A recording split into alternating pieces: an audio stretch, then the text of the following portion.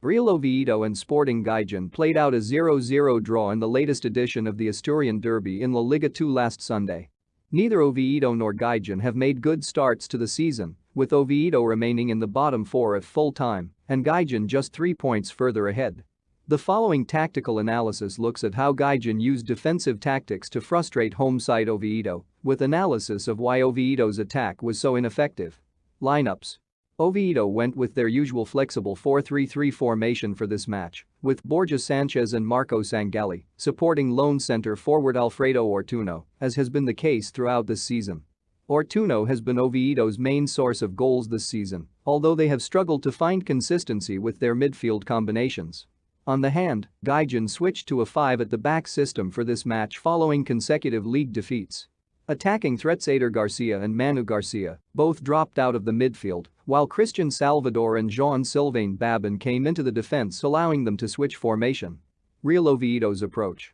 Oviedo looked to dominate this match on the ball and had the better of the few chances either side managed to create.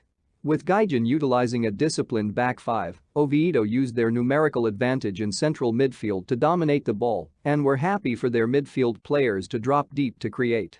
Despite dominating the ball in their own half, Gijon were very adept at closing down space when Oviedo moved the ball into central offensive areas.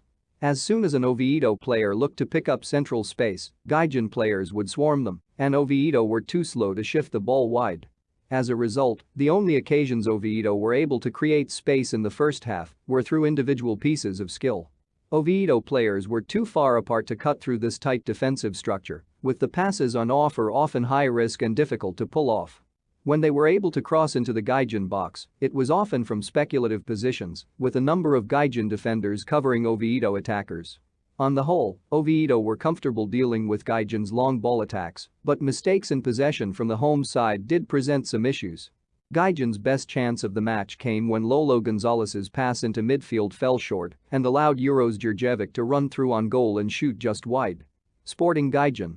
With a secure defensive structure in place, Gijon were clear in their aim to play the ball long and early, using forward Djurjevic as a willing runner into the channels.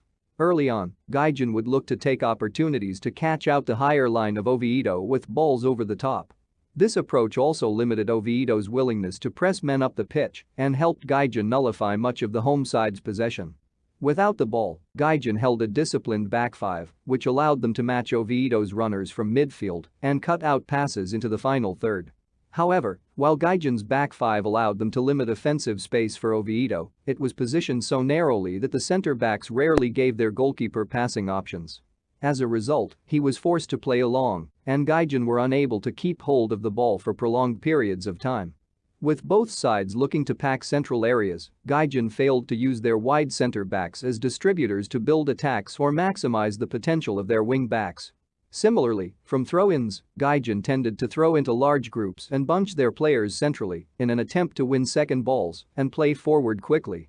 This lack of spread meant the game was often scrappy, with only individual skill allowing either side space on the ball. When Gijon were able to break, they were still unwilling to overcommit men in attack and saw presentable opportunities break down in the second half as a result. While Oviedo were happy to commit more men in attack than Gijon, they were also cautious and rarely left too much space in behind. Conclusion. Oviedo and Gijon were ultimately too cautious to win this game, with both sides unwilling to suffer further defeats after a period of poor form. While Gijon were happy to sit back and play the ball forward quickly, Oviedo were the clear aggressors. However, Oviedo passed the ball too slowly, and their crossing from wide areas lacked the penetration. Both sides will need to show more ambition if they are to improve their form going forward, with Oviedo in particular needing to find a way to create more from their possession. Thanks for watching. Please subscribe my channel and press the bell icon for never miss any updates. Credit. Willed Odds, https://footballbh.net